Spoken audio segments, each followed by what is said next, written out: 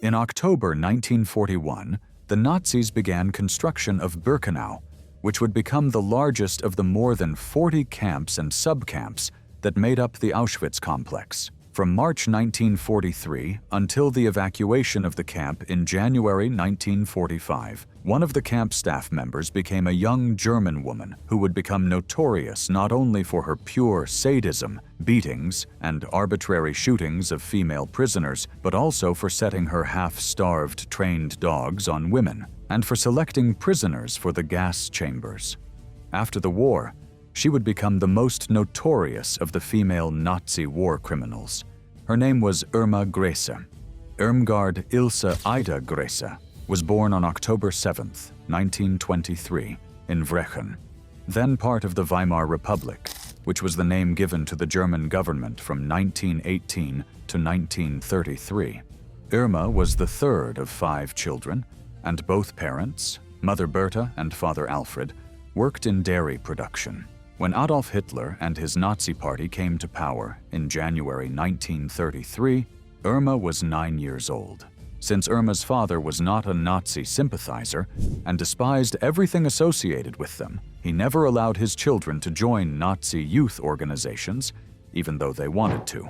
In January 1936, when Irma was 12, her mother Berta committed suicide by ingesting hydrochloric acid after discovering her husband's extramarital affair with the daughter of a local bar owner. Irma was then raised solely by her father. Alfred Grass was a devout Christian, very strict and rigid with his children, and frequently used physical violence to discipline them. At school, Irma Grese performed poorly academically, and, according to her sister Helene, was mistreated by other students. Helene recalled, "When the girls fought and quarreled, Irma never had the courage to fight, but ran away." Eventually, in 1938, 14-year-old Irma left school and her father's home and worked at the Fürstenberg dairy factory from early spring until winter. She then moved to Leichen, where she worked in a retail store for 6 months. In 1939, at the age of 15, Irma Grese went to the Hohenlychen Sanatorium, where she worked as a nurse assistant for about 2 years and as a trainee under the medical supervision of Karl Gebhardt, the sanatorium's medical superintendent. World War II began on September 1, 1939, when Nazi Germany invaded Poland. At that time, Grace was still at the Hohenlychen Sanatorium, where she wanted to become a fully qualified nurse. However, due to her unsatisfactory academic performance, in 1941, at the age of 17, she was sent to a dairy farm in Fürstenberg, where she operated a butter-making machine.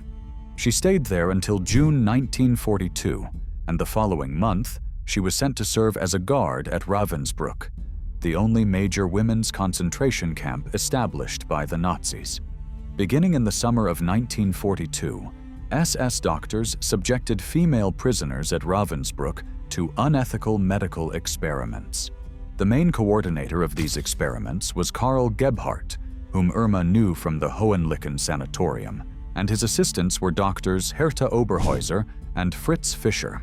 They often used hammers to break the prisoners' legs, then infected the open wounds with aggressive bacteria and monitored healing with and without various chemicals, such as sulfanilamide, which was an early antibiotic, to prevent infections. Believing this could help in treating amputated soldiers, they also tested various bone fixation and transplantation methods. These experiments included amputations and were often carried out without anesthesia. It is believed that Grese served as a nursing assistant during the experiments and was exposed to the aforementioned atrocities, which may have affected her personality and turned her into a violent sadist. In early 1943, when she returned home and told her family she was supervising female prisoners at the Ravensbrück camp, her father beat her with a belt or whip and forbade her from returning home. In March 1943, Irma Grese was assigned to Auschwitz-Birkenau, which was located in German-occupied Poland. Birkenau was the largest of more than 40 camps and subcamps that made up the Auschwitz complex. It was opened as a branch of Auschwitz in March 1942 and served simultaneously as an extermination center for Jews. Some Auschwitz survivors remember Irma Grese as a young and beautiful woman. Nina Kaleska later recalled her first encounter. Irma Grese grabbed my cheek and said, "Ah, they say you look a lot like me, and I wanted to make sure it was really true." And I, in my total naivety, said, "Ah, I don't think there's a resemblance." I had never seen anyone more beautiful, and I said it sincerely. She was like a vision. Dr. Gisela Perl, also a survivor of Auschwitz, later said, "She was one of the most beautiful women I have ever seen. Her body was perfect in every line, her face clear and angelic, and her blue eyes the happiest, most innocent eyes one could imagine." And yet, Irma Grese was the most depraved, cruel, and perverted person I have ever encountered. In her memoir, 5 Chimneys, Auschwitz survivor Olga Lengyel wrote that Grese had affairs not only with Dr. Josef Mengele, but also with many other Nazis. When it came time to select women for the gas chambers, Lengyel noted that Irma Grese deliberately chose the most beautiful prisoners out of jealousy and spite. Masha Greenbaum remembered, "When we saw her, we ran, we just ran. Because when she found you, she would kick you to the ground, and then she would go for the neck with her boots and kill people that way." However, there were other female prisoners to whom Irma Grese showed another side of her personality. That was the case with Carola Stern-Steinhardt, then a young Jewish girl from Germany. She later recalled, "My sister arrived at the camp, and I wanted to know what had happened to my parents. She said they were all dead. Grese witnessed this. She saw me talking and hugging my sister, and she stood there and cried, something nobody had ever seen before, and then she told me, 'Carola.' She had heard my sister call me Carola. Otherwise, she wouldn't have known. She said, 'You don't need to worry. Your sister will stay with you now.' My sister then had to go through all kinds of different procedures, and I thought we would stay together, but it was just a false promise. Then, they sent her to another camp. There were also some women whom Irma Grese actually liked. That was the case with a Jewish woman from Slovakia named Magda. Irma Grese, who treated Magda like an older sister, even asked her what she thought about her new boyfriend, whom she introduced to Magda. However, toward the other prisoners, she remained cruel. After the war, Magda recalled, "One day before roll call, 2 runners came with 4 women whose breasts had been cut off after Irma Grese had whipped them. After I tended to the women, I told Irma, 'Imagine if someone did this to you. What a shame.' At that moment, Irma raised the whip against me, and I said, 'Whip me, I know you like to see blood. I am offended.' Then I walked away, and Irma came after me. She said softly, 'Forgive me.'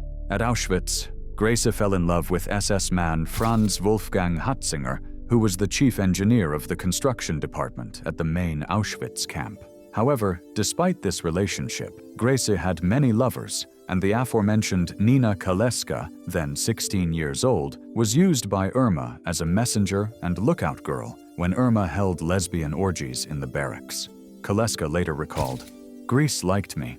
Thank God she never abused me, but she made me stand watch outside the barrack while she made love to the prettiest Jewish girls there. And when she was making love with another woman, she wanted to be warned, so I stood guard to see if perhaps other guards of her rank or other Germans were coming. She was, and had, total power. She could do anything she wanted with anyone at any time." Irma Grese had numerous affairs with prisoners, especially with pretty Polish women, and when she got tired of them, she beat them or selected them for the gas chamber to be killed. However, she also abused male prisoners. When a handsome Georgian man rejected Grese's advances, he had to watch as Irma dragged his naked girlfriend by the hair across the camp and then whipped her. After torturing the woman he loved, she had the man executed by firing squad and the woman sent to the camp brothel. When Mengele discovered she was having affairs with Jewish prisoners who were considered racially inferior, he ended his intimate relationship with her. Grese had so many lovers that by January 1944, she contracted syphilis. She also had several abortions. Dr. Gisela Perl performed one of these abortions, and Irma's only concern was the pain she would feel. Perhaps because of these abortions, Grese hated other pregnant women, and in Auschwitz-Birkenau she tied the legs of women in labor so they couldn't give birth and died in great agony. Because of her cruelty and brutality, the prisoners nicknamed Irma Grese the hyena of Auschwitz. Her other nickname was the Beautiful Beast. At Auschwitz, Grese started by performing telephone duties, then was transferred as a sort of light punishment to be in charge of the commando that carried stones from outside to inside the camp. She received this punishment for not wearing her caps. She was also in charge of the commando that built roads inside the camp and gardening work. Auschwitz survivor Margaret Jastrow Klug recalled, "One day I went to work. 2 SS soldiers with dogs were watching us. One soldier put sunglasses on his dog, and the girls told me about it, and I looked and found it funny. Irma Grese came up to me and slapped me so hard I lost 3 teeth. In May 1944, the extermination of Hungarian Jews was to take place. During 8 weeks, from May 15th to July 9th, 1944, Hungarian gendarmerie officers, under the guidance of German SS officers, deported about 424,000 Jews from Hungary to Auschwitz-Birkenau, where, after selection, most of them were killed in the gas chambers by SS personnel. It was in May 1944 that, at age 20, Grese would become the chief guard of Birkenau's Camp C, supervising 6 or 7 female guards who rotated weekly. Camp C consisted of 28 blocks, where female prisoners were housed, as well as other blocks, such as a food block, 2 shops with clothes and underwear, 2 or 3 latrine blocks, and 2 washrooms. Normally, the accommodation would be suitable for only 100 or at most 300 prisoners, but the camp was so overcrowded that Grese had 1,000 prisoners in each block. In some blocks, there were bunk beds large enough for 5 people to sleep in, but in most blocks there were no beds or bunks at all. There were about 30,000 prisoners, and since the camp was overcrowded, sanitary conditions were horrible. The latrines stopped working, and Grese would later describe it as, "Wherever you went, it seemed that the prisoners thought any place was good enough for a latrine." In the camp, Grese carried her braided leather whip, which was covered in cellophane so human blood could be easily washed off. Grese later described her whip, saying, "It was a braided cellophane paper like a piglet's braid. It was translucent like white glass." She stood at the door when work groups went out and came back, and regularly beat the prisoners there with her whip, all for her sadistic pleasure. She would later proudly say, "It was a very light whip, but if I hit someone with it, it would hurt." Irma Grese beat and mistreated the prisoners so much that Josef Kramer, the commander of Auschwitz-Birkenau, who was also Grese's lover, asked her to stop using it. However, she continued to use her whip anyway. But Kramer also abused prisoners. As Nina Kaleska later said, "Grese and Kramer, they were a different breed of people. They looked human, but these were not human people, because normal people could not behave that way." For Grese, the most frequent reasons for beating prisoners were that they had stolen food because they were hungry, or that they arrived late for roll calls during which they were counted. Nina Kaleska remembered, "She made us stand for hours in horrible weather, either very cold or very hot. People would sometimes faint. She trampled on them. She beat them. She unleashed the dog. She punished people very badly. She was very cruel. She was extremely cruel and tortured thousands of people." After the war, Grese's explanation for beating prisoners during roll calls was that they ran back and forth, and she couldn't count them properly. Her other specialty in making these roll calls as difficult as possible was to order the prisoners to stand holding a large stone above their heads in each hand, and if they failed, she beat them. Grese's favorite habit was beating women until they bled and fell to the ground, and then she would kick them with all the force of her heavy boots. Grese also participated in the selections of veteran prisoners for the gas chambers. With her lover, Dr. Joseph Mengele, they often carried out these selections together. Holocaust survivor Alice Kahana later recalled, "When Grese and Mengele appeared, it was terror and fear. That always meant death. The way Irma Grese looked and walked made us all feel like we were less than animals." Survivors of Auschwitz remembered how during selections, prisoners were often paraded naked and inspected like cattle to determine if they were fit to work or just fit to die. Grese was there maintaining order, and if any woman tried to escape, she would bring her back and beat her. Prisoners knew what those selections meant and sometimes tried to run away. However, they were brought back, horribly beaten until they bled all over, and placed back in line. A former Auschwitz prisoner named Shafran recalled what happened during one such selection. 2 selected girls jumped out of a window trying to escape. Grese approached them as they were on the ground and killed them with 2 shots. At Auschwitz, Grese had 2 large dogs that she kept starving. Survivors remember seeing her riding a bicycle with the dogs at her side, escorting prisoners on their 16-kilometer march to work. Those who couldn't keep up with the column, she ordered the dogs to attack them. On one occasion, when the female commando was carrying stones from outside into the camp, the prisoners hesitated and lost control of their wagon. It wobbled, rolled down the hill, and overturned, scattering stones everywhere. One survivor later testified what happened next. Irma released the 2 police dogs on them. The girls tried to escape the fangs, but the trained killers easily caught them. The dogs were ripping the girls' bodies apart. Irma approached to watch what they were doing. Her eyes were bloodshot. The sight of blood seemed to intoxicate her. During all of this, Irma Grese had a smile on her face. Another of her specialties was ordering women to go outside the barbed wire fence while they were working, to make it look like they were trying to escape. Helene Kopper later recalled, "While Grese was in charge of the work detail, she always carried a rubber baton. She was responsible for at least 30 deaths a day due to her orders to cross the fence, sometimes even more. It was always my job, ordered by Grese, to count the dead, and I, along with other women, used to carry the bodies to one of the train wagons after the shift." Thanks to the looting of murdered victims, Irma Grese also had her pick of the best clothes from all over Europe. Her dresses were tailor-made by the best Jewish tailors who became prisoners in Birkenau, and she had a special fondness for a sky blue jacket with a dark blue tie. Irma spent hours in front of the mirror getting ready, imagining herself a movie star. Grese once declared, "After the war, I'm going to be in the movies. You'll see my name as a star on the screen. I know about life and I've seen many things. I feel my experiences will be useful in my career as an artist." But of course, this vulgar display of arrogance couldn't be further from the truth. Irma Grese left Auschwitz on January 18, 1945, when Soviet forces approached the Auschwitz concentration camp complex, and the SS began evacuating Auschwitz and its subcamps. These forced marches of concentration camp prisoners became known as death marches.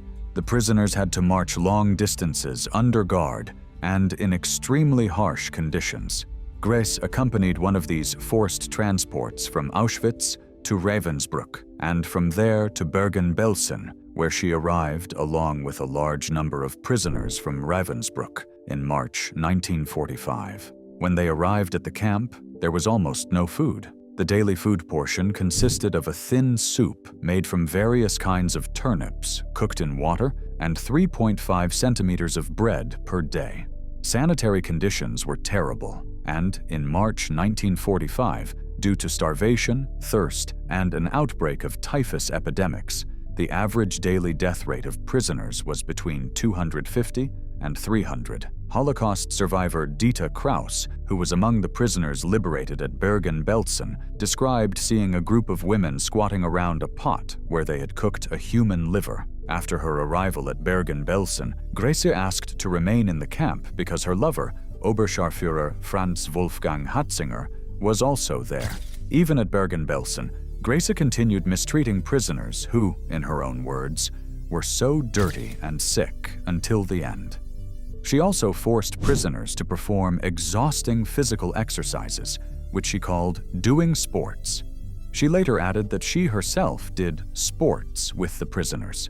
However, while she was receiving food, the women were starving and receiving almost no rations. The previously mentioned prisoner, Safran, recalled, "About a fortnight before the liberation of Bergen-Belsen, I saw her beat a girl in the camp. She had a pistol, but she was using a riding whip. The beatings were very severe. If they didn't cause death, they weren't considered severe."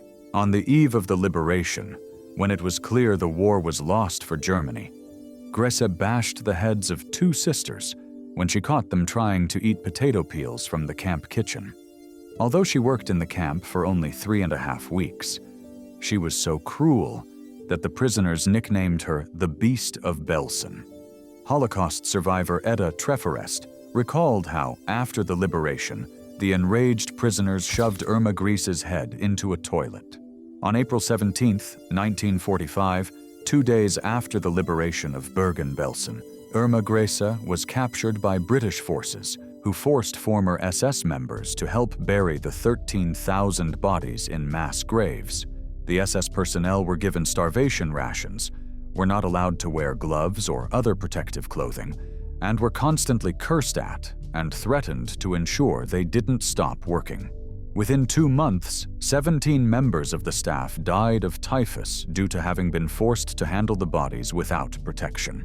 Among them was Oberscharführer Franz Wolfgang Hutzinger, Irma's lover, who died of typhus on April 23, 1945. Grese and other female SS guards were temporarily imprisoned at a Wehrmacht tank training school about 3 kilometers from Belsen. At that time, when she was interviewed by an English journalist who asked why she had committed the crimes she did, Irma replied, without shame, "It was our duty to exterminate antisocial elements so that Germany's future could be secured." Justice finally caught up with Irma Grese when she was tried at the Belsen trial, which began on September 17, 1945. During the trial, Irma Grese laughed twice so loudly that she had to lean forward in the dock to try to contain herself. She put her hand over her mouth, while, beside her, Ilse Lotte, her fellow Nazi, tried to hide her laughter with a handkerchief as the Nazi guard Peter Weingartner, 32 years old, said that when he hit a girl with a piece of rubber hose, it was the only time he had ever hit anyone. Grese also laughed uncontrollably when the wife of Josef Kramer, her former lover and former commandant of the Auschwitz-Birkenau camp, said that when her husband returned home from work at Auschwitz, he would pace back and forth at night, tormented by the fact that Nazi commanders were sending people to die in the gas chambers, and he would cry out, "Why, why, why?" Other women, however, were less amused. When Kramer's wife left the courtroom, she was slapped in the face by a Polish woman. During the trial, when witnesses stated that she was the worst SS woman in the camp, Grese replied that they were all lying, exaggerating, and making an elephant out of a little fly. In the end, however, she gave in and said, "I confess to the mistreatment of prisoners, for that lies on my conscience." Grese admitted to the beatings, but denied ever killing anyone, and added, "If prisoners got slapped in the face, it was their fault. If they were smarter, they would obey orders." When, during the trial, she broke down in tears, it was never because she was remorseful for the crimes she had committed. Once, Irma Grese cried when she heard her sister Helene telling the story of their domestic life in court, and again later when she saw her 23-year-old brother Alfred, who had been wounded twice while fighting on the Eastern Front. On November 17th, the British military court sentenced Irma Grese to death. After the sentence was pronounced, she looked dreadful and cried incessantly. Her eyes were red and sunken, and she was extremely nervous. Afterward, Irma Grese, who had never shown a shred of mercy to the prisoners she oversaw, begged for clemency, but in early December, Field Marshal Montgomery rejected all appeals and ordered that Grese, Kramer, and others be hanged. When she was hanged by British executioner Albert Pierrepoint at Hamelin Prison on December 13, 1945, she was 22 years old. Walking to the gallows, her only and final word was "schnell," which means quick. Grese was the youngest woman to be judicially executed under British law in the 20th century. Help us keep this project alive here on YouTube by subscribing to the channel. Thanks for watching, God bless you all, and see you soon.